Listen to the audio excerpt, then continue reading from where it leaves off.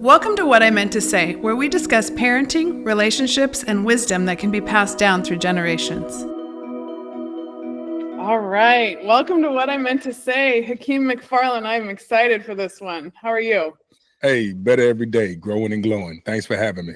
Yes, I am so excited to connect with you today. You are a tremendous motivational speaker that I grabbed.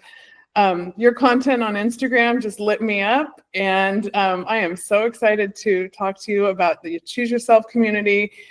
And honestly, the example you're setting coming through, just your resilient story. These are my favorite things to track through, the human experience. Your book's amazing. So let's dive in and tell me how you got here today and where the Choose Yourself community was born.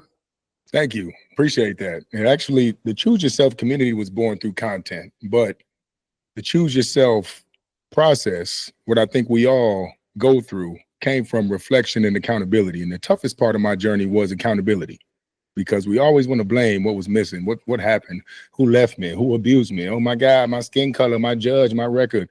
Okay, once this situation happens, it's over. What you gonna do?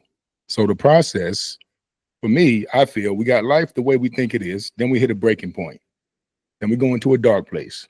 And then you sit in that dark place until you're done dealing with your own crap and you take accountability. Then the very first stage is environment evaluation. What you're consuming on all 5 levels: relationships, people, digital, mental, emotional. What triggers you? Then you got to start managing your time, your routines. Take your life serious. Then you start to invest into yourself, time, energy, and resources in your foundation, and then you create and contribute. So I went through those first stages. It took me years to evaluate my environment, break free of relationships. Then it took me years to get my time management down, stop staying out till 6 a.m. and waking up at 2 p.m. and then repeating the cycle. And then it takes even more time to justify that you're worth your investment. When you're used to spending it on quick fixes and instant gratification, when you know you invest in yourself, that's the most delayed investment you can do. But you don't see the results until you get past the victim's mentality and limiting beliefs, and you start to see how you become the beneficiary of your own investments. And then through that, you identify what you love, your gift, and what the power that came from your struggles. So when I was trying to start waking up early and take my time seriously, you talked about my content.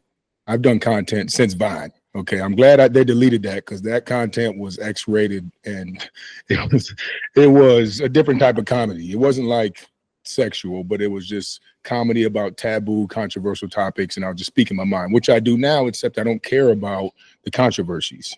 I don't care about the conspiracies as much. I don't care about politics, religion, pop culture. Now I say whatever I want about personal development. So I still was practicing those things.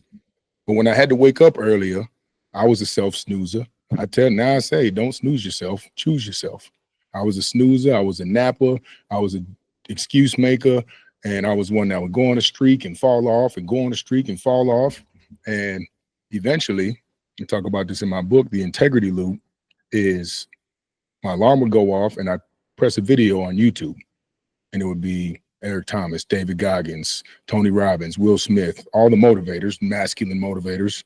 And I'd be laying on my bed, eyes closed, thinking I'm about to go to sleep, but I knew I had to get up, but I was justifying excuses. So I would stay in the bed, and they would say something like, only a real man sleeps in when your family doesn't have everything they want. And I'm like, oh, and I just sprung up out of bed. And I was like, after a couple weeks of that, I'm like, how does somebody who's not even talking, it's a screen, trigger something in me to access the willpower to get up? And I said, I want to be that for people. It was through that experience, I was like, I'm going to be that for people. So then I would wake up, do content, and my content had evolved since then. Now it's easy to flow and rhyme and do rhythms, and I can almost talk like that in person, because it's all registered with the neuroplasticity. And I noticed I wasn't quite doing what I was saying online when I was offline, but my integrity kicked in over time, and now I do it every time. And so that integrity loop of what I say, we care more about what others think of us than what we think about ourselves, was proven in that experience, because I said, I'm getting up, I'm getting up, I'm getting up.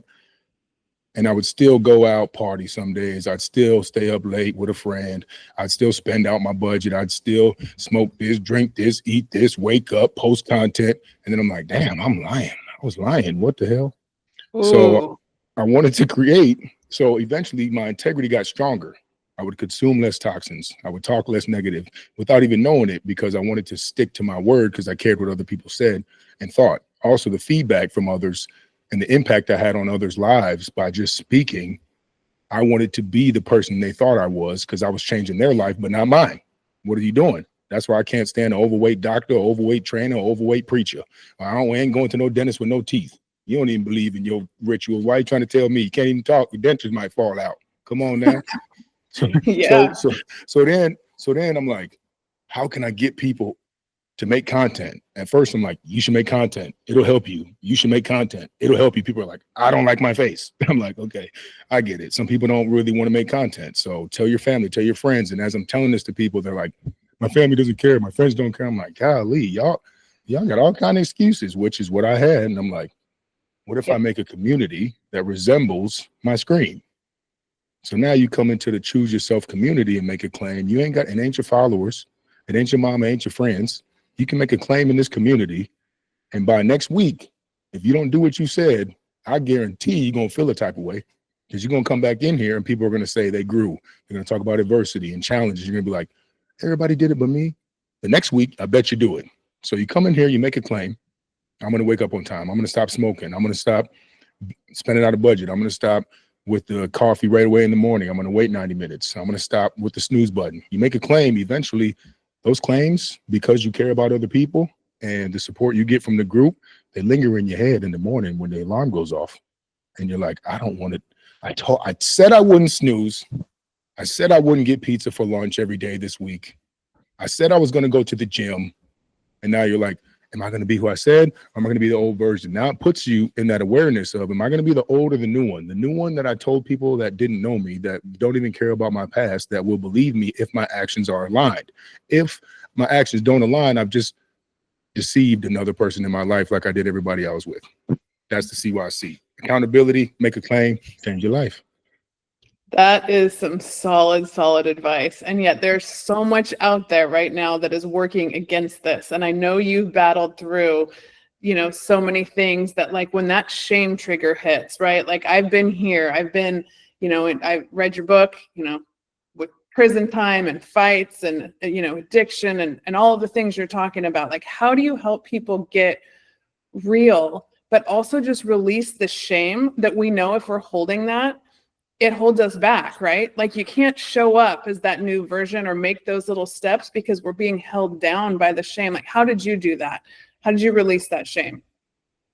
Man, shame for me, it comes down to our expectations. So a lot of reading about psychology, anatomy, history, humanity, stuff that makes me understand that, okay, we all go through this.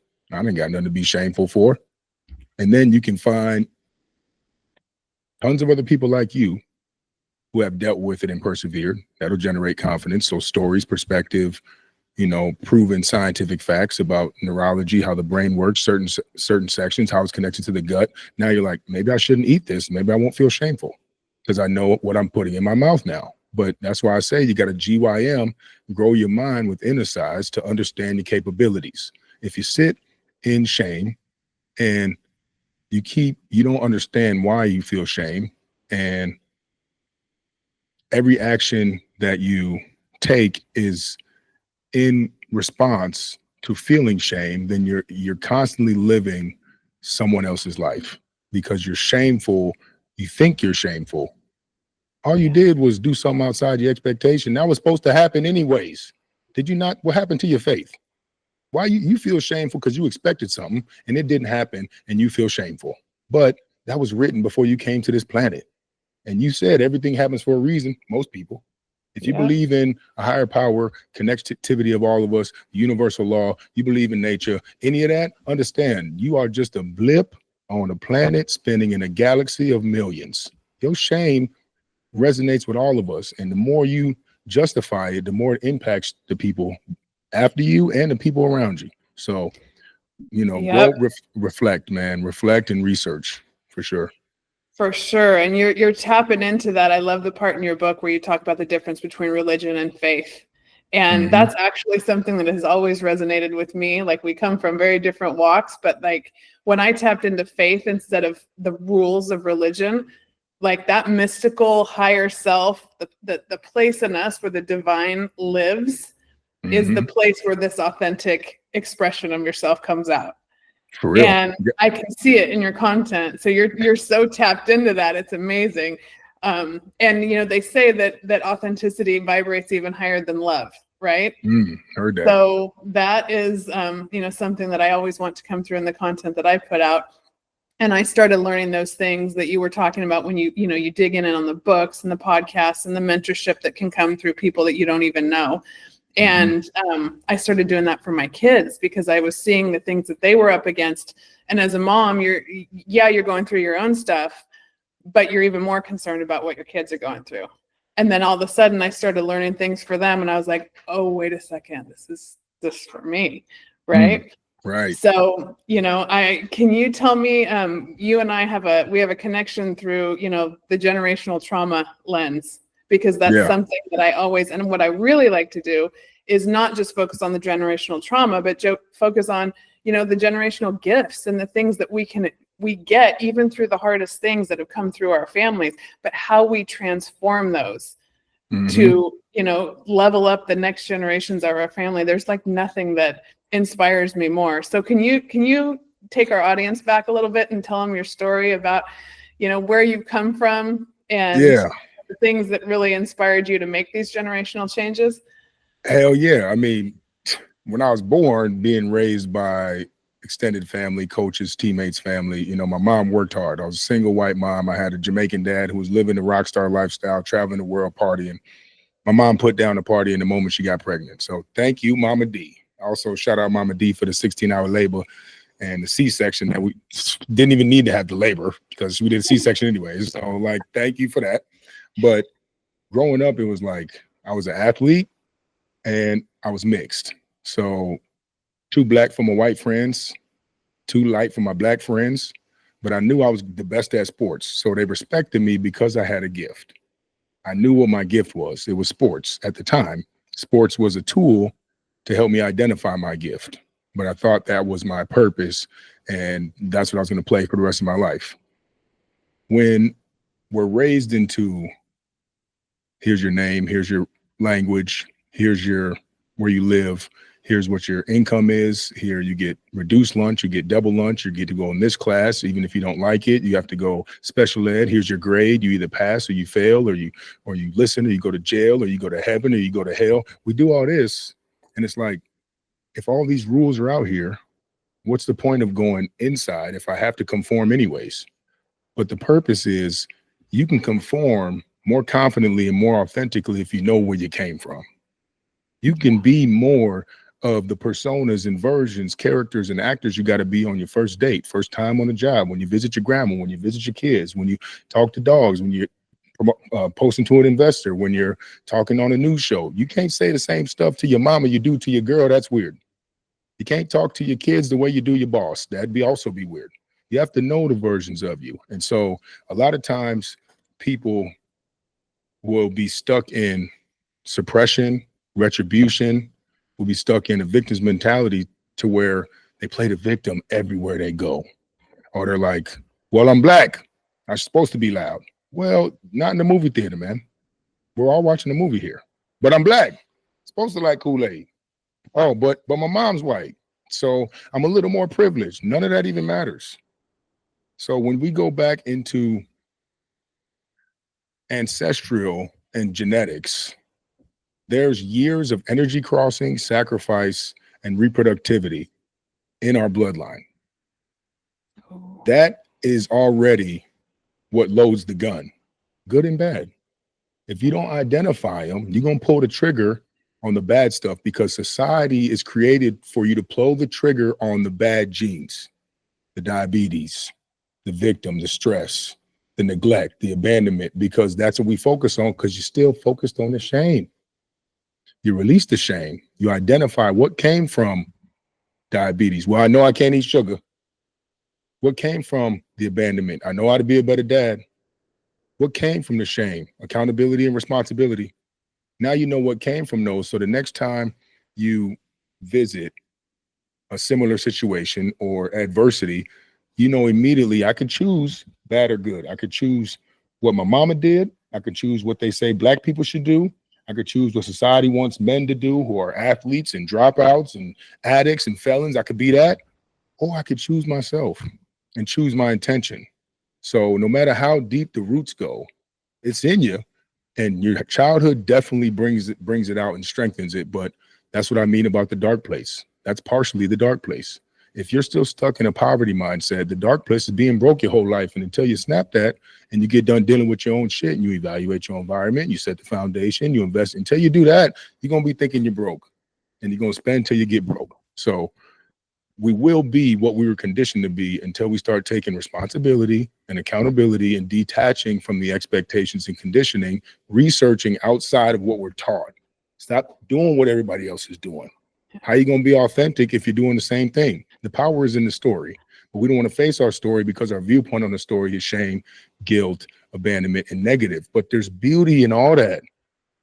There's beauty in all that. And every great leader had to be forged in the storm, even the spirituality. Yeah. You know? And what I love about all of this is you're teaching people to transform the trigger, right? Mm-hmm. I mean, like the trigger, we hear so much, I mean, through higher education these days, through everything kids are coming through, it's all about being triggered. What the lens you put on the trigger, making it a good thing, a massive jump in self-awareness. Yeah. That's what we're not hearing in so many stories out there and what you're putting out there. And I think like when I saw your content, I told you this first time I talked to you, this is what I want my 18-year-old son listening to, right? I mean, yeah, this is what the next generation, as well as any of us, need to be able to make peace with that story that is, you know, keeping us stuck in the victim mindset, that whole someone's going to come save me. No, they're not. What are you going to get up and do? And it's a game changer. It's an absolute game changer. And until you heal, the good spirits don't come down to the dark. You have to show them where you're at. And that's just taking a little bit of steps in the transformation. Would your savior approve of your behavior? Because what do you expect? What do you expect then? You know, so it's strengthening your faith in yourself, and then you'll get closer to your creator. Yeah. So can we talk a little bit about that? Because I think that's another thing that people get really, you know, they're trying to separate us on, right? What faith do we follow? And I thought you had a great perspective in your book about, you know, how you really broke it down and, you know, all the major religions, faiths of the world, you know, what are they trying to teach us? How do we connect to that without it being like a divisive issue? Similarities. Take all the religions and look up the similarities. That's what we believe in. Now, there's less difference. Now it's not about what you wear, where you're from, how you treat people. It's about you need food, shelter, water, love, creation, community. That's where we all connect. So in order to ascend, we need to be able to focus on those things. Now, if I don't care what you call it, it could be your higher self, whatever's greater than you. You needed to believe in something greater than you to keep you humble, but also so you can take a risk. Also believe in yourself for the confidence and to be able to bring your best foot forward. Whatever that is between those two things, I don't care if it's a tree. I don't care if it's whatever religion you're talking about. But religion, spirituality is like the marriage. Religion is like the ring. You can be married without the ring, but the ring doesn't mean that you're committed. The commitment is what is going to strengthen your faith. Your commitment to what you believe in. Now, if what you believe in doesn't align and you can't be yourself, what you do in your life doesn't align with what you do in your religion, then that's not your religion. And you're scared to break free because of your parents. Fine. Until you do that, you're stuck in a dark place. Now you got friction between creating a character because that's what the Bible says. That's what my parents said, that's what the Quran says. And you're like, but I want to do this. So in the dark, I'm going to do this. I'm going to actually eat pork. I'm actually going to have sex. I'm actually going to smoke weed. Well, you're not religious. So for me, it's about this quote, sins make you more aware. In religion, they want you not to mess up. Well, that's where you find out your emotional resiliency. So you can't increase or become more aware if you stay in the lines all the time. Everything they say, I'm gonna do. I can't go over there. I can't. What, the growth is outside the comfort zone. You're just gonna stay comfortable, because no type of growth comes in comfort. And so I think religion is fear-based and control. And I think a lot of things that people are connected to are like that. But choosing yourself, I don't talk about God. I talk about God a lot, but I don't talk about what it is, and I know that's choosing yourself is, some people are like, oh, well, choose Jesus. I'm like, Jesus chose himself. What you talking about? He went and suffered on his own, came back with all the answers. That's all I'm saying. Go to your foundation, come back with the answers. Same shit. Yeah. And Jesus just wanted us to be more like him. So if we can be, one of my favorite stories. So Anne Lamott, she's an amazing writer, and she tells us in a podcast that I love. And she said, I just want to be God with skin on. Mm-hmm. Like, let's go.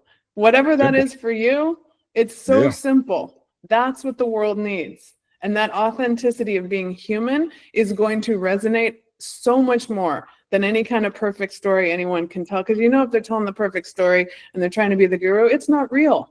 Right. Mm-hmm. And keep coming back to authenticity with the way that you've transformed your story into this massive, personal growth that, like you say in your book, it never ends. There's no point of arrival. Mm-hmm. Right. So it's just, we get to keep walking this road and waking up. If you can find that place where you can wake up excited that I get to do this today, and it can be the most mundane stuff. I have been saying this for 20 years, part of the ending of my marriage. Like, if you can learn to fall in love with the mundane, mm-hmm. it's a major, it shifts everything, right? Yeah. And that's the discomfort. That's what, you can't fall in love with the mundane if you're so scared to sin. Yeah. You can't, because you're scared to mess up, and the mundane is going to have stressors. It's going to have failure. It's going to have disappointments. It's going to have lack of expectations. And if you think God, if we're talking about at the base level, is love, energy, life, authenticity, well, you got to work on them 4 things for yourself. If you don't give yourself no love, you're pulling yourself from God. If you're not investing your energy into yourself and making the right consumption choices and the right recovery systems and the right sleep, nutrition, and conversation, you're pulling yourself farther from God. Now, everybody's different. My sleep amount is different, but you need sleep, and you can't sleep your whole life. And I pray different. I don't pray 5 times. I pray over every meal, morning and night. It might be 5 times if I eat 5 times, but I don't got a certain time. But the similarity is prayer. I love myself different. I burn 1,000 calories, sit the cold plunge, wake up at 3 a.m. You might wake up at 7 and go to nature for 30 minutes, but the similarity is love. So if you're not giving time, energy, love, and respecting things that have life, you're not doing nothing for God. And if you're that's the similarity between every single religion, is those 4 things in some way or another. Now, some people want to beat their wife and they think that's love, but that's their perception and their conditioning. The similarity is love. Take your little judgment out of it. I'm talking about, they think it's love. Is it right? Morally right? Wrong? Hell no. You should not hit nobody. I only hit men, for a record. I only beat up dudes that was talking too much shit. But my thing is, like, whatever somebody considers love, if you want to praise the tree, soil, volcano, sun, we don't do that in New York City. But the point is, you're praising something that has life, love, and energy. And so that's the similarity that I refer to. Yeah. And it's bigger than you, right? Mm-hmm. Realizing the interconnectedness of everything we're walking through. That's another major shift. Like, nothing you do only impacts you. You are creating that ripple effect with every choice you make. And that, that's it. That's another thing that I resonate with through your book and all the things you put out. Good or bad. Yeah, no doubt. So I know you love to go and speak your message loud and clear and to the masses, but I know you also like to go and speak to certain groups. Who are some of your favorite audiences that you love to speak to? Man, athletes, big time athletes. That was, and it's really the transition I went through from athletics into just manhood and life without athletics, it can be transitioned into and resonate with anybody who had a passion that never went through. Somebody started a business, it crashed. Somebody created an art, it didn't sell. Somebody built a car, it failed. Somebody invented something, put all the money in it, it failed. It's the same thing where your identity is crushed in the reevaluation. But that's my experience was athletics. Also multiple businesses that I've tried to create and join and build with people as well. But athletes, people in the education system, I went D1, D2, dropped out for a year, went back, got my 4-year degree, got All-American. So I went down and then back up. I went to a bunch of different high schools. I went to an all-white high school, went to a kind of ratchet high school, different middle schools. So the transition of not fitting in and being the new person as well. Addiction is a big one. My mom and dad both sober, but my dad's sober 14 years and my mom's sober for a year. My brother and sister both sober as well. So we got addiction in the genes. And here's another thing. Yeah, I got the addictive gene, but you know what I'm addicted to? Growth. Flipped it. Now I'm addicted to sleeping on time, waking up on time, going to the shower, making content, helping others. I get the dopamine elsewhere. Now, do I still dabble? Fine. I still dabble. 80% healthy, 20% fun, 100% happy. Life can't be redone, but you got to have the systems in place to replenish and recover. Okay. And recovery starts with preventative action. It starts with your hydration, time management, sleep, exercise, consumption throughout the week before you get that damn cheesecake, joint, blunt, line, strippers, gambling. Before you do that, did you do what needs to be done? So, I think recovery, education, athletics in the corporate world, especially because if you want to break free, you got to play the game first. You better play the game and you better be the best at it. You got to get all the promotions in your company and then you save up and you're out.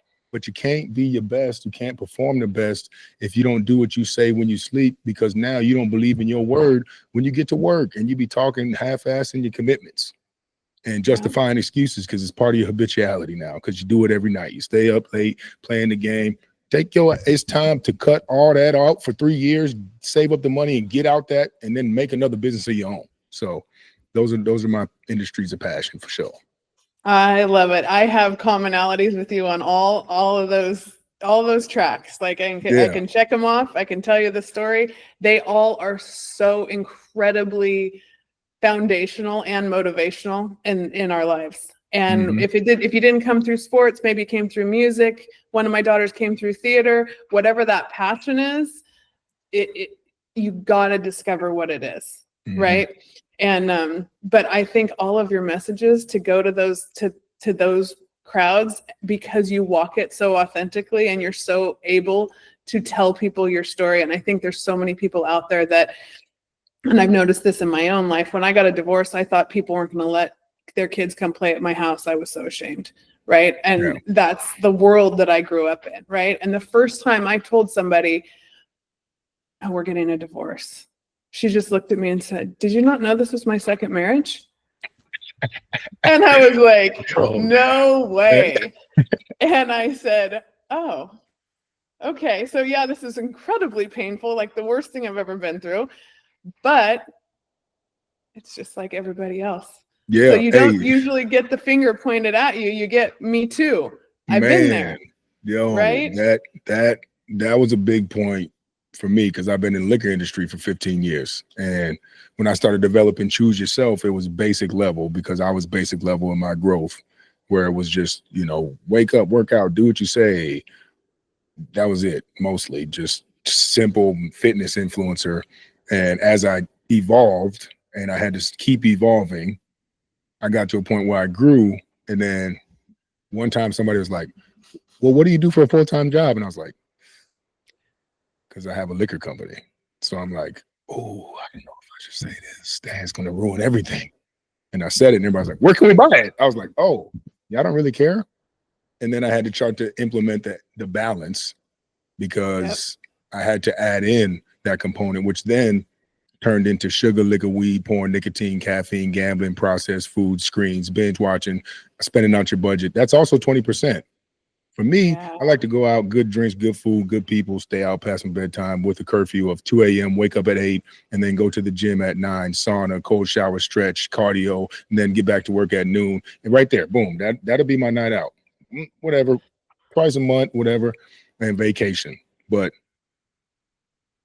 releasing or, disclosing that I had a liquor company first before I started choosing myself. I've been slanging and drinking liquor for a long time, y'all. Y'all shocked? My liquor friends are shocked I'm doing this. Okay, so y'all, either way, somebody gonna like you for who you are, somebody gonna dislike you for who you are, somebody gonna hate you for saying something, somebody gonna hate you for not saying something. So just choose yourself. Amen. Mm-hmm. Amen. So if you could, give some advice to that younger generation out there so that, I always hope that the things that I learn, people learn them younger than I did, right? You're younger than me. You've clearly learned a lot. I just turned 50 and I go, how did it take me half a freaking lifetime to learn all this stuff? And then I go, but this is just this was my path. How do I help people learn it younger?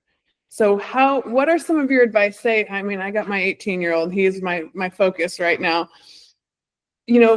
People don't understand that we didn't start out this way, right? And I see them like they want to start where we are, but how do you what's your advice to them on just, back it down and day by day? I know you break it down in your book, but just that nugget of advice you would give to an 18-year-old today. Grow your mind. First things first. Stop following your friends.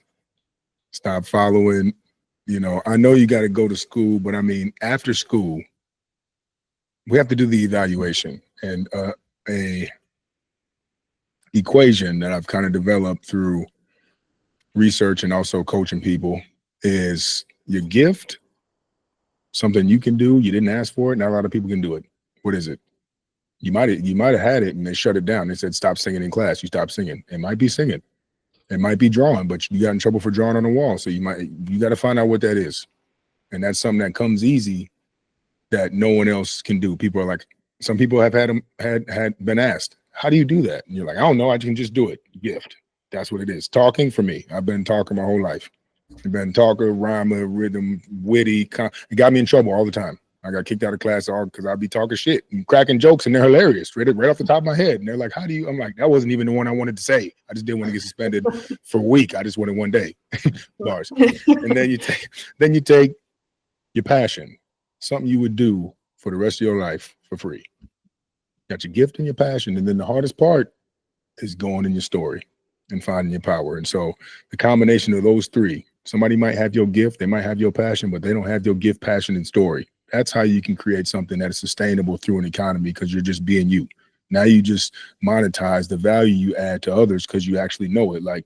That's like what I'm doing now. And so that's what I'm trying to help people to do. But, I don't know if you can, I think experiences, stories and experiences, there's a couple of times where I had some conversations with some coaches and there's stuff that stuck with me, but I looked up to coaches because it's hard in the house.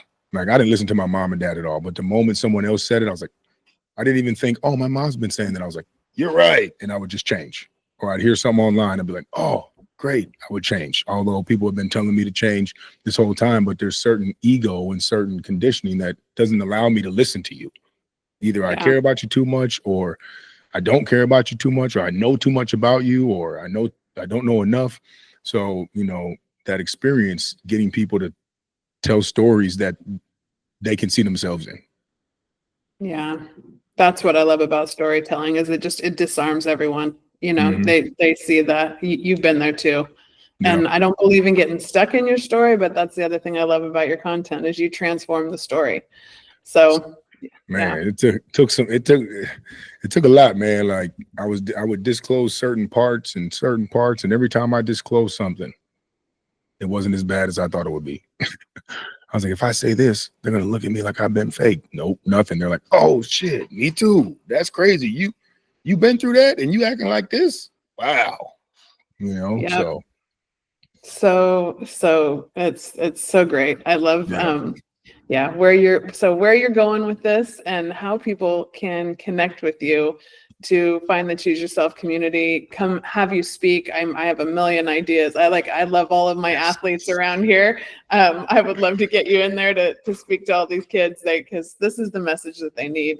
There's just so much tough stuff out there.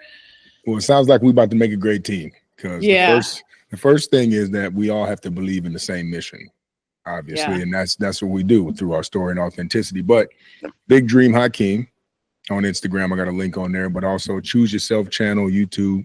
The Choose Yourself community meets on Tuesday. So if you like what you hear, you can tap in and join every Tuesday, 10 a.m. EST with the CYC to GYM, and that's Grow Your Mind with Inner Size. That's the accountability group. Got my book available on Amazon. We're doing a retreat in Costa Rica. Got about 30 days left to book your spot on that. Transform your body, envision, embrace, embody, and transform your life. And then I do content. So that's the free. My podcast and my content are free. So if you like this, that's when we keep it authentic. We keep it real, keep it a little edgy.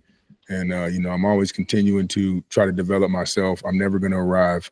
And I'll be in the streets just like y'all, man. I'll be struggling just like y'all, but the proof is in the pudding and the proof is in the systems. Yeah, no doubt about it. We're going to get all that stuff in the show notes so people can connect with you and keep growing this thing, because your message is fire. And I thank you for it. Yes, absolutely. Thank you. Yeah, thanks for putting it out there. And let's just keep this going, because I can see a lot of collaboration in the future. This is going to be amazing. Good stuff. Let's get it. And don't forget, we talk about spirituality, okay? There's a balance in the universe. The good, the bad, the light, the dark, life, death, God, the devil. It's all a concept. It's just words, but it's the feeling we all have inside. But understand, if you make a deal with the devil won't show up as the devil because you won't make the deal. It might show up as sugar, liquor, nicotine, porn, weed, pills. It might show up as the urge to cheat on yourself or your spouse, or a daily cheat meal. It might show up as a snooze button. Now watch your dreams get killed. It might show up as self-sabotage or self-destruction, because whenever God gives you something good, you corrupt it and abruptly interrupt it, seeking the victim's mentality by disrupting your production. But those weren't the instructions you constructed. Where'd your faith go? Did the devil abduct it? Come on now. It's the hesitations and restrictions, the contradictions and hesitations that keep the friction between your addiction and your mission. Do you like being in that condition? Now, you ain't got to lift weights, but you got to be cool with the way your body disintegrates, fickle and frail, or the way to the grave. And you ain't got to do cardio, but you got to be cool with the notoriety of society, with a variety of anxiety, and be prepared to feel anxious every time your heart rate increases, because you ain't never worked out your heart before. So choose yourself to be your best for others, not choose yourself at the expense of others. If you don't choose yourself, why should anyone else? Miss Wendy. Fire. Thank you. We got to leave it with that, because I cannot put it that way, but I agree with every single thing. So thank you so much for joining me today. This was awesome. And we'll talk soon. See you online. Thanks, y'all. All right. Choose yourself. Thank you for joining us on What I Meant to Say, another production of Inspired Edutainment, brought to you by Be Better Media.